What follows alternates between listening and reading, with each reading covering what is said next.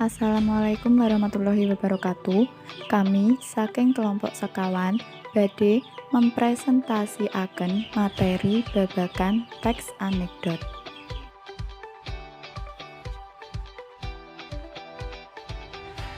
Pangerten teks anekdot minangka cerita cekak sing ngemot unsur lucu lan duwe tujuan kanggo menehi kritik.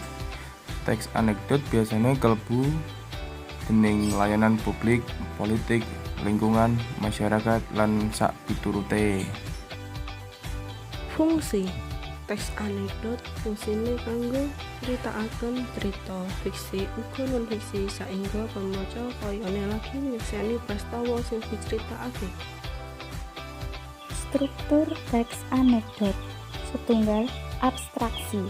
Abstraksi dilebokake ing wiwitan paragraf kanthi fungsi kanggo njlentrehake teks kanthi umum saéngga pamaca bisa mbayangake. Kalih, orientasi. Orientasi minangka wiwitan kedadéyan ing cerita utawa perangan sing nerangake latar mburi sebab kedadéyan ing cerita bisa kedadéyan. 3. Krisis. Krisis kasebut minangka bagian sing parengake masalah utawa ing cerita kasebut. Sekawan, reaksi. Reaksi kasebut minangka bagian sing bakal ngelengkapi formulir pemecahan masalah. Gangsal, koda. Koda minangka perangan sing nutup cerita ing teks. Ciri-ciri teks anekdot. Sing pertama yaiku teks sing ameh nyerupai kayata cerita dongeng. Sing keloro nampilake tokoh utawa tokoh sing cedhak karo urip saben dinane utawa wong penting. Sing ketelu duweni sifat humoris, lelucon, menggelitik lan nyindir. Sing kepapat duweni tujuan tertentu lan nyelipake kritikan.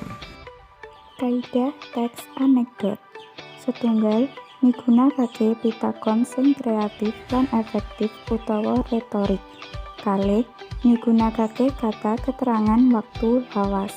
3. Migunakake konjungsi utawa kata penghubung. Sekawan, migunakake keterangan waktu.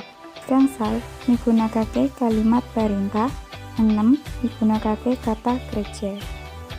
Tata cara nyusun teks anekdot. Setunggal, nentukake tema utawa gagasan cerita apa sing bakal diceritakake.